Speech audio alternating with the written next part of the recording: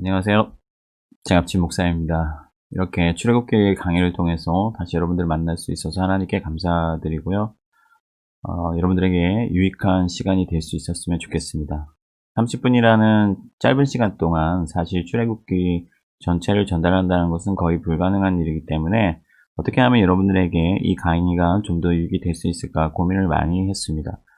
그래서 이번 강의의 목표를 세웠는데요. 그것은 뭐냐면은 출애굽기의 어떤 역할, 그러니까 이 성경 전체에서 출애굽기의 역할과 위치를 이해하고 또 출애굽기의 중요한 교훈과 또 주제들을 이해함으로써 출애굽기를 읽을 때 길을 잃지 아니하고 하나님께서 원하시는 방향으로 나아갈 수 있도록 하는 것, 그것이 이번 강의의 목표가 되겠습니다. 이제 강의를 본격적으로 시작해 보겠습니다. 우선 이 책의 제목에 대해서 먼저 말씀을 드리려고 하는데요. 이 책의 원래 히브리 제목은 원문의 첫 글자 벨레 셰모트입니다.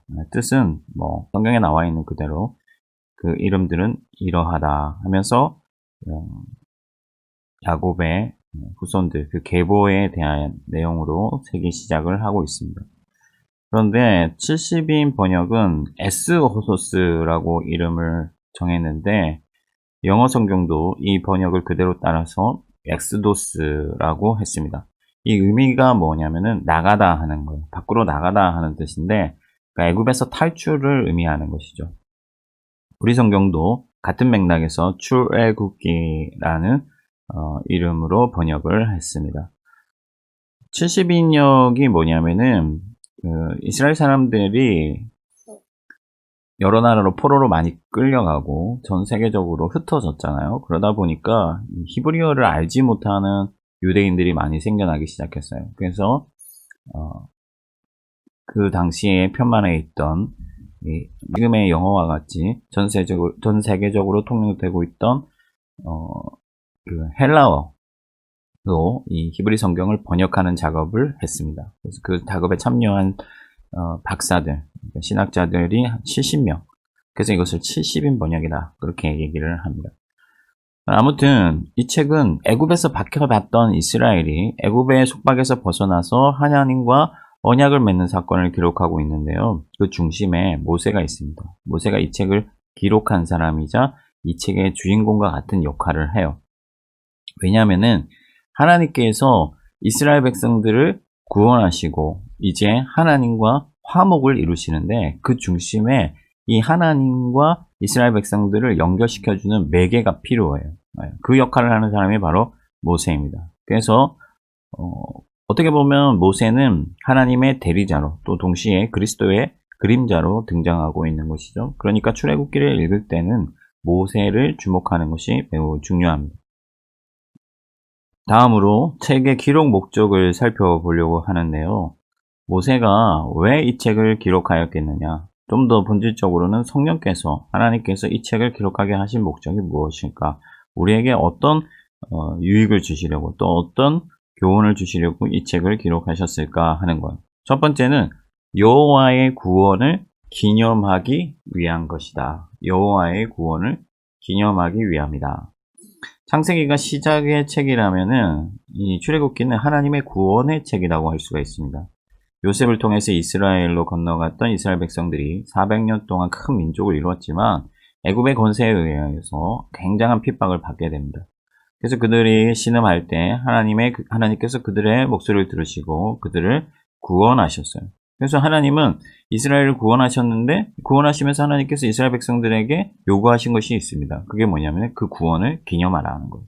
그 중심에 유월절이 있습니다.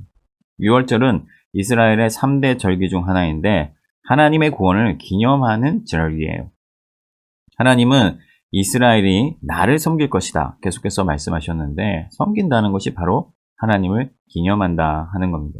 그럼 우리는 기념일 하면 밥이나 먹고 그렇게 생각하기 때문에 기념을 대단한 것으로 생각지 않을 수 있지만은 하나님께서 기념하라고 할 때 이 기념이라는 것은 하나님 그분을 인정하고 하나님의 능력과 하나님의 그 긍휼과 그분의 언약과 신실하심을 인정하고 그분을 높이고 그것을 대하여서 감탄하고 기뻐하고 감사하고 그래서 마음껏 누리는 것, 그것이 바로 기념입니다.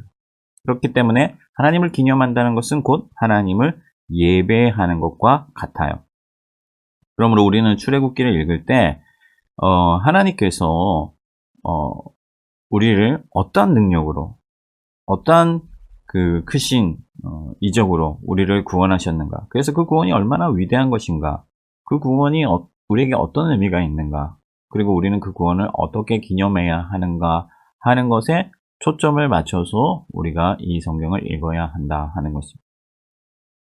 두 번째로 이 책을 기록한 목적은 하나님을 여호와로서 알리시기 위함이다. 그러니까 하나님은 그의 백성들에게 여호와로 자기를 알리겠다고 그렇게 말씀하세요. 모세에게. 그런데 이스라엘 백성들이 하나님의 이름이 여호와라는 것을 과연 몰랐을까요? 알고 있었단 말이에요.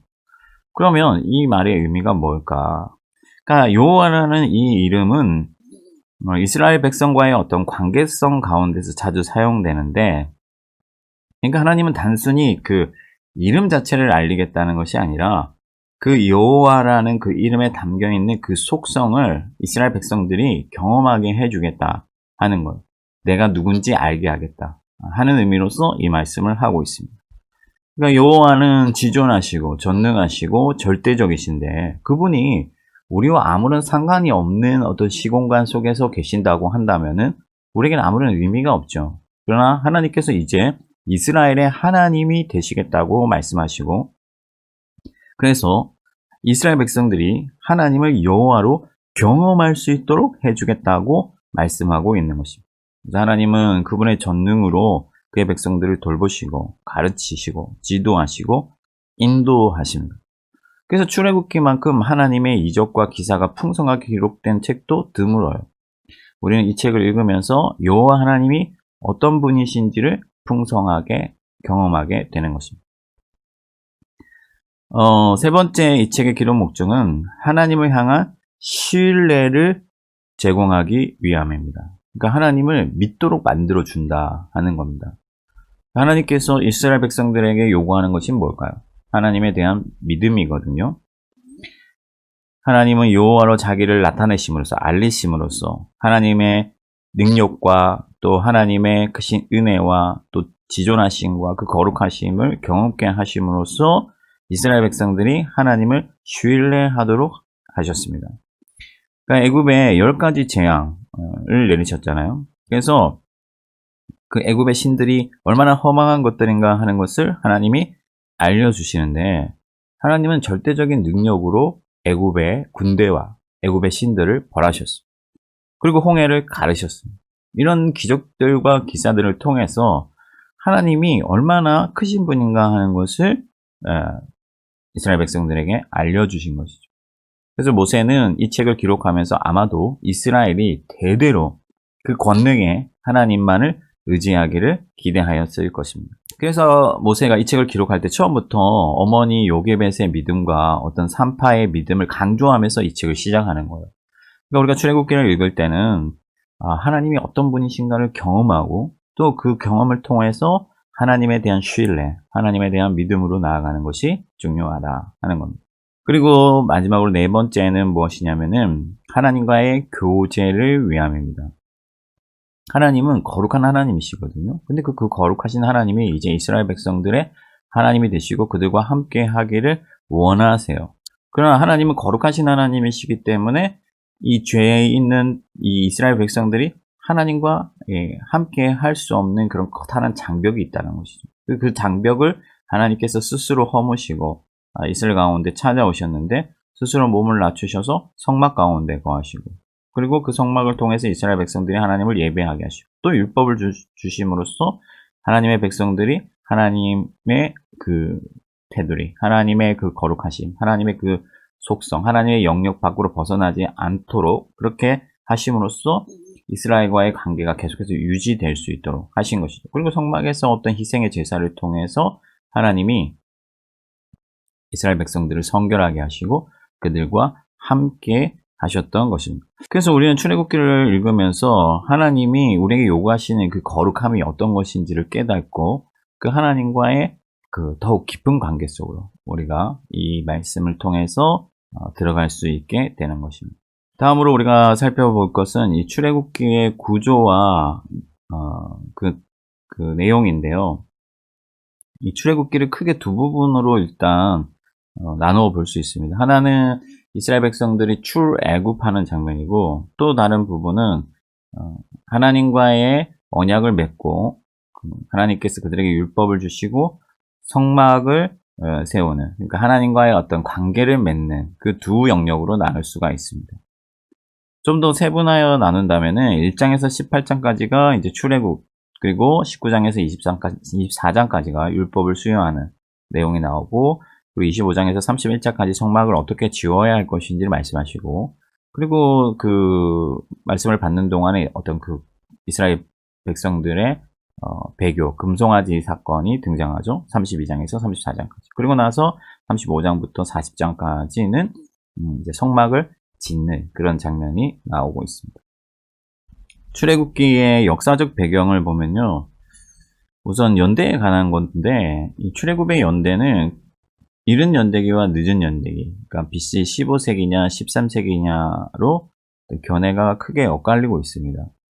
성경의 내정을 따를 것이냐, 그러니까 솔로몬이 성전을 건축할 때 이스라엘 자손이 애굽 땅에서 나온 지 480년이라고 했거든요. 그래서 솔로몬이 왕이 된 지가 BC 966년이었다라는 것을 그대로 신뢰한다면은 이른 연대가 될 테고, 또 늦은 연대를 주장하는 사람들은 어떤 성경 밖의 고고학 증거들을 따릅니다. 그래서 람셋이라는 그 성이 건설된 시기 이런 것들을 통해서 추측을 하는 건데, 안타까운 것은 아직까지 그 연대를 확증할 만한 명확한 증거가 아직은 없습니다. 그래서 우리가 그것을 어떤 연대기가 맞다라고 하는 것은 신학적인 아젠다로 아직 남아 있어요.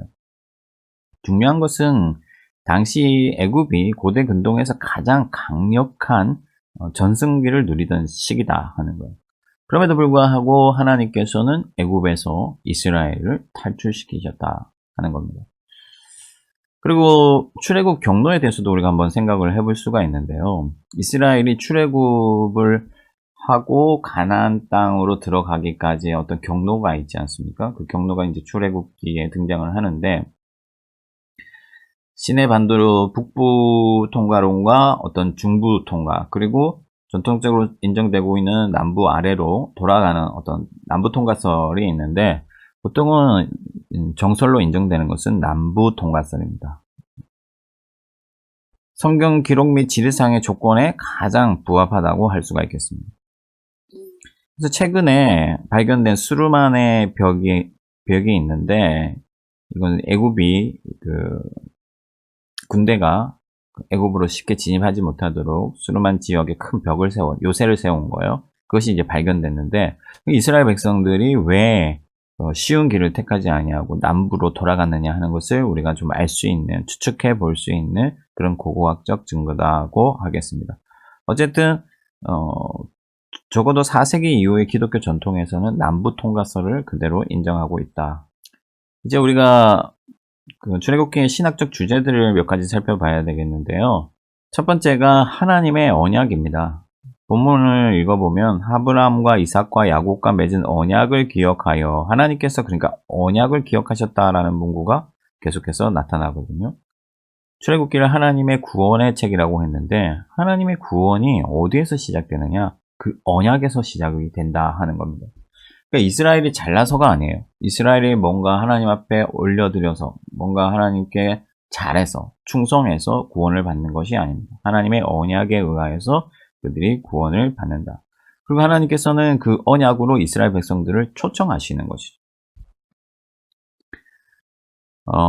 만약에 이스라엘이 하나님의 언약에 초청을 받고 그 언약 안에 머무른다면, 아브라함의 언약이 지금까지 성취된 것처럼, 창세기 이후에 출애굽기 과정까지 성취된 것처럼 남은 약속, 그러니까 가나안 땅을 얻을 것이라는 그 약속도 반드시 성취될 거예요.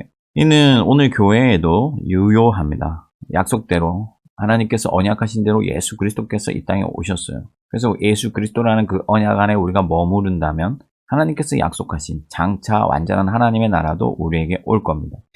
그래서 어떤 이런 구속의 사이클, 구속의 원리, 이런 것들을 우리가 하나님의 언약이라는 관점에서 출애굽기를 통해서 생각해 볼 수가 있습니다. 두 번째는 이스라엘의 구원입니다. 출애굽기가 구원의 책이라고 말했잖아요. 그래서 여기서 이스라엘의 구원을 통해서 하나님의 구속사의 어떤 정점들을 우리가 보게 되는데, 특별히 구속이라는 단어가 출애굽기 6장 6절에 보면 사용되고 있는데, 이게 참 중요한 단어예요. 그러니까 이 단어는 어떤 권리를 잃어버렸다가 다시 회복하는 것을 의미하거든요. 빼앗겼던 것들 혹은 잃어버렸던 것들을 다시 찾는 그런 의미가 있습니다. 소유권을 찾아가는. 하나님께서 바로에게 계속해서 말씀하죠. 내 백성을 보내라. 내 소유다 하는 거예요. 그리고 언약하실 때 너희는 이제 내 소유가 되겠고, 그렇게 말씀을 하시잖아요. 세계가 원래 다 하나님께 속했는데 하나님께서 그 가운데 잃어버린 것들을 찾으시는 것, 그것이 바로 구원입니다. 하나님의 소유가 되는 것. 이제 이스라엘은 하나님의 소유이고 하나님은 자기 소유를 절대로 빼앗기지 않으실 거예요. 우리의 구원도 마찬가지입니다. 우리는 예전엔 사망의 권세 아래 있었고 사망의 종노릇하던, 사단의 종노릇하던 자들이었으나 하나님께서 우리를 구원하셔서 자기의 것으로 삼아주셨다. 하나님의 것이 되는 것이 바로 구원이다. 세 번째는 하나님 나라입니다. 우리가 성경을 몇 가지 큰 관점에서 이해할 수가 있는데, 하나님의 언약이라든지 구원이라든지 여러 가지 관점들이 있는데, 그 중에 하나님의 나라가 아주 중요해요. 하나님의 나라는 하나님의 주권, 그러니까 하나님이 친히 다스리는 그런 나라를 의미하는데, 인간의 타락으로 말미암아 하나님 나라의, 세상 나라의 어떤 도전이 시작됐죠. 하나님에 대하여서 적대하는, 하나님을 반대하는, 하나님을 대적하는 그런 세상 나라가 시작된 거예요. 그러나 하나님께서는 창세기에 여자의 후손을 약속하시면서 뱀이 발꿈치를 상하게 할 것이지만 그 아들은 뱀의 머리를 밟을 것이다. 그렇게 말씀하셨어요. 이것이 하나님 나라와 세상 나라의 어떤 전쟁의 결과예요. 마침입니다. 근데 그런 어떤 사이클들이 성경 안에서 계속 되거든요. 그래서 바로가 하나님의 아들들, 이스라엘 아들들을 죽였잖아요. 발꿈치를 상하게 한 것이죠. 그러나 하나님께서는 바로의 장자들을 다 죽여버린 심으로써 뱀의 머리를 밟으시죠. 모세도 죽을 뻔했잖아요. 세상 나라는 뱀입니다. 뱀은 꿈틀거려요. 발꿈치를 물어요. 그러나 결국에는 하나님 나라가 이겨요. 애굽의 모든 군대가 그 홍해에서 수장된 것, 이런 모든 것들이 하나님 나라가 마침내 승리한다. 또 10가지 재앙들을 통해서 하나님께서 그 애굽 땅을 초토화시켜 버리시죠. 이런 것들이 뱀의 머리를 밟아 이기시는 그런 모든 하나님 나라의 어떤 승리를 상징하는 것이고, 하나님의 전능하심과 하나님의 절대적인 주권, 하나님 나라의 그 위상을 보여주는 사건들이다. 그렇게 볼 수가 있겠습니다. 다음으로 우리가 살펴볼 것이 유월절에 관한 것인데, 유월절은 어떤 구원의 정점입니다. 절정이에요. 하나님께서 어린 양의 피로써 이스라엘 백성들을 구원해 내시죠. 그 구원의 그 중심, 핵심이 바로 유월절입니다. 애굽의 사람들도 문설주에 피를 바르면 구원을 받습니다. 이스라엘 사람들만 구원받는 게 아니에요. 결국에 구원이라는 것은 하나님의 사역이다. 하나님께서 스스로를 희생하셔서 어떤 희생의 대가로서 사람들을 구원하는 것이라는 것을 이 유월절을 통해서 우리가 배울 수가 있습니다. 그래서 유월절 자체가 어떤 구원을 가르치는 교훈적인 의미가 있어요. 그리고 유월절은 무교절과 함께 지키는데 발효되지 않은 그 떡을 먹죠. 유월절 어린 양의 고기와 함께 먹습니다. 이 발효되지 않은 빵은 구원의 어떤 긴박성을 알려줘요. 그러니까 하나님의 구원, 하나님의 나라가 임했을 때 우리가 미련을 남기지 않는 거죠. 세상에 대하여서. 이 누룩이 없다는 것은 맛을 포기하는 거잖아요. 그래서 미련을 남기지 않는 거. 뒤를 돌아보지 않는 거. 하나님의 나라로 곧장 들어가는 거. 그것을 상징하는 거.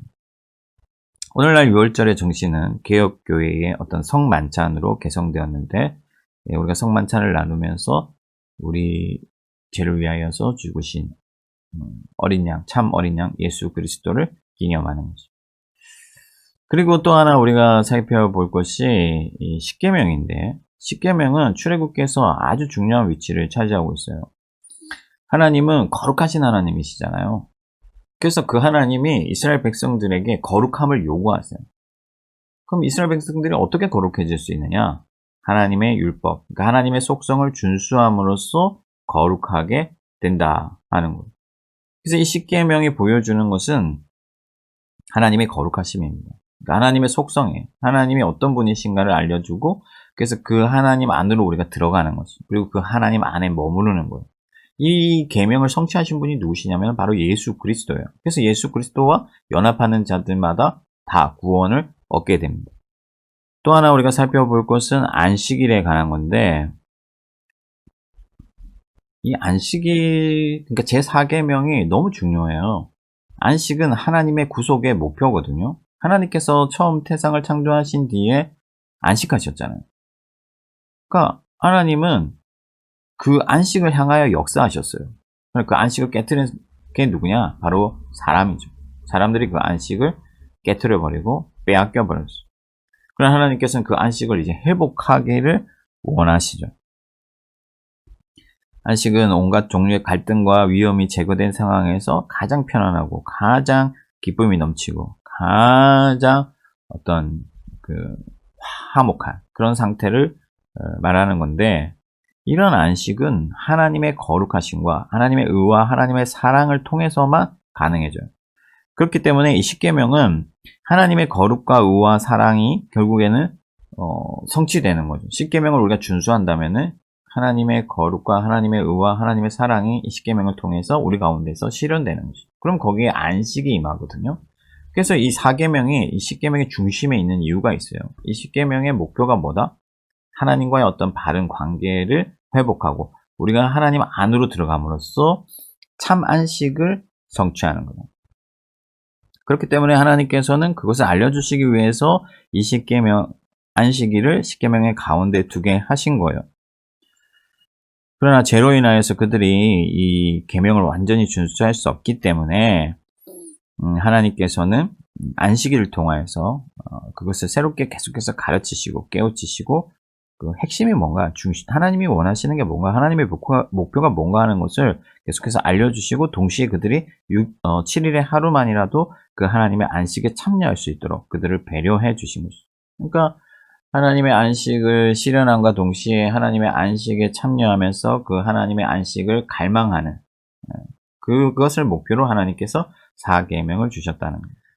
그리고 우리가 한 가지 더 생각해 볼 것은 하나님의 어떤 공의와 긍휼인데, 하나님께서는 그 죄를 간과하시는 분이 아니시죠. 그러니까 죄를 미워하시고 싫어하세요. 그래서 성막을 지으면서 어떤 그 성막의 기능을 살펴보면은 결국에는 성결, 이스라엘의 죄를 처리하는 것이 바로 이 성막의 가장 중요한 역할이거든요. 그리고 그 죄가 처리되었을 때 그들이 성소 안으로 들어갈 수 있고, 또 1년의 대제사장이 1년에 한 번만 그 대속죄일에 이스라엘 죄가 완전히 속해졌을 때 지성소로 들어갈 수 있게 됩니다. 그래서 하나님은 공의의 하나님이신데, 동시에 하나님께서 긍휼이 풍성하시다는 것을 우리가 이 출애굽기를 통해서 보게 되는데, 이스라엘은 공로가 없어요. 잘한 것이 없어요. 죄인입니다. 그러나 하나님께서는 여러 장치들을 통해서 하나님의 어떤 긍휼을 나타내시고 끝내 이스라엘을 구원해 주시죠. 그래서 모세가 백성을 위해서 계속해서 중보하잖아요. 하나님은 이스라엘 백성을 그냥 멸하실 수도 있는 분이시고 그런 당위성을 가지고 계세요. 그러나 모세가 백성을 위해서 기도할 때, 그러니까 그리스도의 어떤 그림자로 등장하죠. 예수 그리스도께서 우리를 위하여 지금도 기도하고 계시잖아요. 그런 것처럼 모세가 백성을 위해서 기도할 때 그 긍휼을 베풀어 주시는 거예요. 여러 가지 이런 모습들을 통해서 하나님의 긍휼을 우리 가운데 나타냈습니다. 그리고 우리가 마지막으로 살펴볼 게 이제 성막이에요. 성막.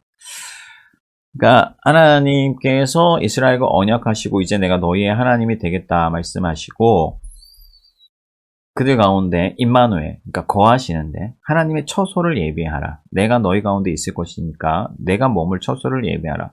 나는 거룩한 하나님이니 너희가 내게 집권을 할 수가 없고, 그래서 내가 있을 만한 장소가 필요하기 때문에 성막을 지으라 했어요. 그래서 그 성막을 짓고, 그래서 이스라엘 백성들은 그 성막을 볼 때마다 하나님의 거룩하심을 보게 되고, 그 하나님의 그 안식을 사모하게 되고, 또 하나님이 이 거룩을 요구하기 때문에 자기 삶을 돌아보게 되고, 그러면서 하나님과 교통하는 삶을 살게 되는 것이죠. 이 성막이 누구시냐 하면은 육체로 오신 예수 그리스도시죠. 이 땅에 오셔서 그 성막의 기능을 완전히 성취하셨잖아요. 그래서 예수 그리스도께서 죽으시고 난 이후에 어떤 사건이 일어났습니까? 휘장이 찢어지는 사건. 그래서 그 예전에 이제 성막은 사라지고 예수 그리스도께서 그 성막을 완전히 성취하셨기 때문에 이제 예수 그리스도를 믿는 자들마다 각 사람이 하나님의 성전이 되어서 하나님과 계속해서 삶을 공유하게 되죠. 임마누엘이 우리 안에서 성취되게 되는 것입니다. 마지막으로 우리가 살펴볼 것은 신약과의 연계성인데, 그러니까 출애굽기와 신약에 많은 연계성들이 있지만 그 중에서 예수 그리스도가 이 출애굽기에 아주 풍성하게 등장해요. 그러니까 무슨 말이냐면은 출애굽기가 구원의 책이라고 했잖아요. 그러니까 우리의 구원을 성취하신 분이 결국 예수 그리스도거든요. 예수 그리스도 그러니까 예수 그리스도가 구원의 전부예요. 구원의 총체이시죠. 구원이 예수 그리스도로 인하여서 성취되고 예수 그리스도께서 구원의 시작이자 마지막입니다. 그러다 보니까 유월절 어린 양도 결국에는 예수 그리스도, 성막도 예수 그리스도, 율법도 하나님의 말씀이신 예수 그리스도. 그러니까 예수 그리스도를 믿고 따르는 자들마다 율법을 성취하거든요. 또 만나를 내려주시는데 이 만나도 결국엔 생명의 떡이신 예수 그리스도를 의미하는 것이죠. 어떤 여러 가지 무수한 장치들이 결국에는 예수 그리스도를 제시하고 있습니다. 심지어 모세도 예수님의 그림자예요. 그러니까 우리는 이 출애굽기를 읽으면서 예수 그리스도의 구원과 예수 그리스도의 그 구속 사역의 어떤 그런 의미들을, 본질들을 더욱 깨닫고 풍성히 누릴 수가 있다 하는. 네.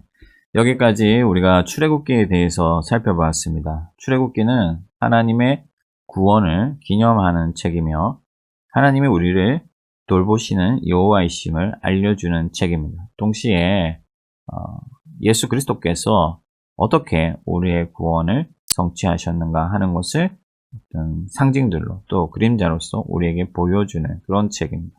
출애굽기를 읽으면서 하나님의 구원에 대하여서 감사하고 또 하나님의 구원을 기념하고 하나님의 백성으로서의 거룩한 정체성을 다시금 회복하시고 하나님이 기뻐하시는 그런 거룩한 하나님의 백성으로 살아가는 저와 여러분들이 될 수 있기를 바랍니다. 감사합니다.